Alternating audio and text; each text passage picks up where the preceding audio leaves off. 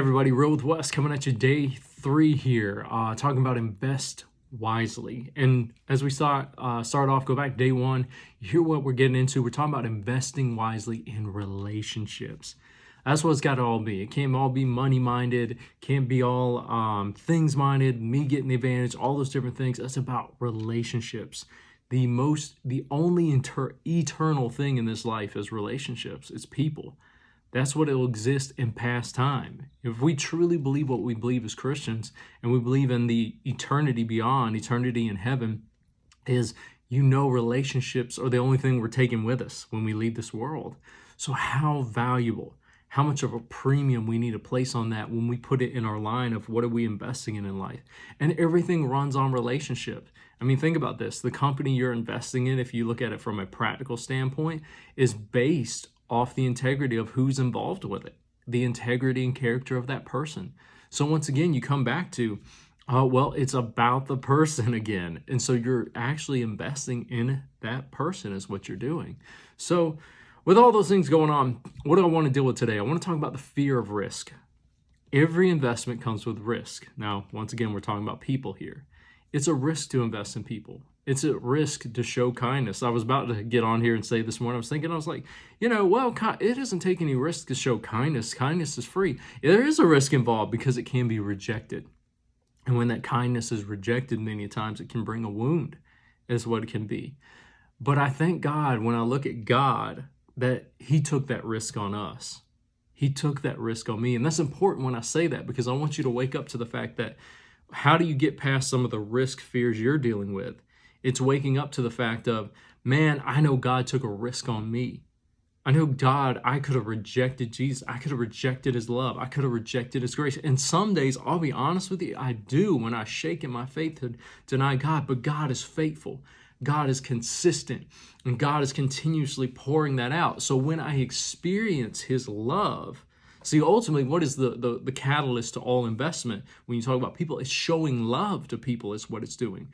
So when I come aware of God's love for me and God, how He invested His love in me unconditionally, it starts imprinting on my heart is what it does. It starts ministering to my life is what it does. And then I'm able to pour that into others because I have an awakening to that love. That's what walking in the light, as He is in the light, it's awakening to this love. And well, Wes, where do I see that?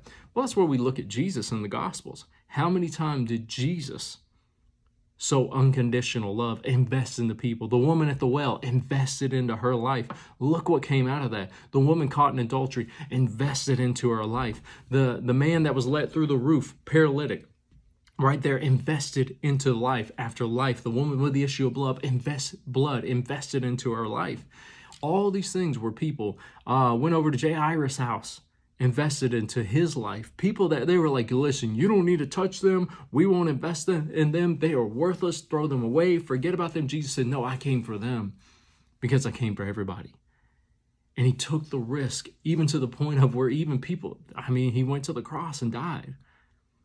People try to push Him off a cliff. Paul went through so much taking the risk to invest that love because he saw the beauty of investing in people. And so, and I tell you this, when you get in the fear of it, when you wake up to God's love, you'll be like, I can do this. Because His love, perfect love, casts out fear. So what happens? The compassion and the awareness of God's love overrides the fear and the hesitation. Because now you're seeing something greater.